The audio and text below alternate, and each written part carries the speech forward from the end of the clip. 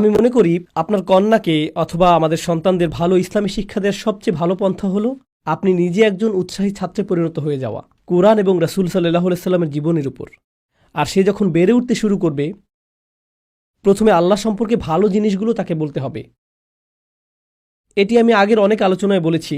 আমি শিশুদের উদ্দেশ্যে সেই সকল নবীদের ঘটনা বর্ণনা করাকে স্বাস্থ্যকর মনে করি না যেগুলোতে তাদের জাতিগুলো ধ্বংসপ্রাপ্ত হয়েছিল, কারণ সেই ঘটনাগুলো মক্কাতে রাসূল সাল্লাল্লাহু আলাইহি সাল্লামের উপর নাজিল হয়েছিল যখন কুরাইশদের আচরণ ছিল সেই সকল জাতির মতো। তো আল্লাহ এই মানুষগুলোকে ভীতি প্রদর্শন করেছিলেন সেই ঘটনাগুলো বর্ণনা করার মাধ্যমে।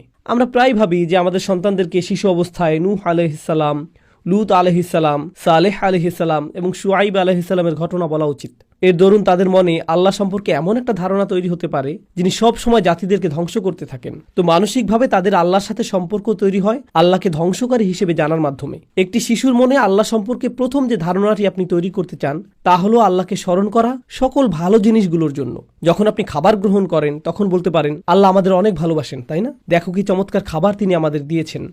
আল্লাহ আমাদের অনেক ভালোবাসেন, তাই না? দেখো কি সুন্দর হাত তিনি আমাদের দিয়েছেন। আল্লাহ আমাদের অনেক ভালোবাসেন, তাই না? কি চমৎকার রাত তিনি দিয়েছেন। এই চাঁদটাকে দেখো, ওই পতাকাটি দেখো, এই চাঁদটাকে দেখো, এই পাতাটি দেখো, এটা দেখো, ওটা দেখো।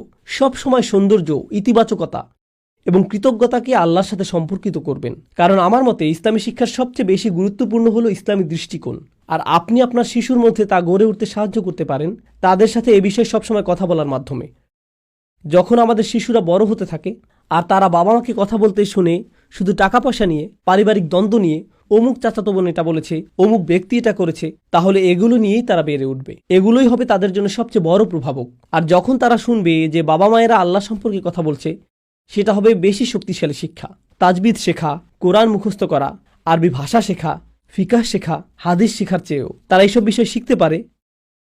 কিন্তু তারপরেও আল্লাহ যেমন ব্যক্তিত্ব আশা করেন তারা তেমন ব্যক্তিত্বের অধিকারী নাও হতে পারে। তো গতানুগতিক ইসলামী শিক্ষাগুলো আসলে মানসিকতা তৈরির তুলনায় সহজতর। এখন কোন বয়সে আপনার উচিত তাদেরকে প্রচলিত আনুষ্ঠানিক শিক্ষা দেয়া?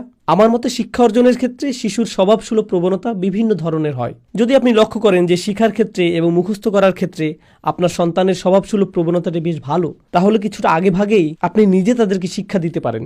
ভালোবাসা সহকারে তাদেরকে শিখান কিভাবে সূরাগুলো মুখস্থ করতে হয়। দিন এবং দুনিয়ার ভারসাম্য রক্ষা করা আসলে সবচেয়ে গুরুত্বপূর্ণ বিষয়। আমি কখনোই শিক্ষা প্রতিষ্ঠানে গিয়ে ইসলাম শিখিনি, এটাই বাস্তব। আমি আপনাদের বলছি, সব সময় আমার উপর দায়িত্ব ছিল পরিবারের ভরণ পোষণ করা, দিনে ফুল টাইম 7-8 ঘন্টা কাজ করা, তার সাথে ইসলামী জ্ঞান অর্জন করা, তার সাথে শরীরচর্চা করা, তার সাথে বন্ধুবান্ধবদের সাথে সম্পর্ক রক্ষা করা। আপনি ইসলামী জ্ঞান অর্জনকে জীবনের অংশ বানিয়ে ফেলুন, আর এই অনুভূতিটি আমরা আমাদের সন্তানদের মনে গেঁথে দিতে চাই। ইসলামী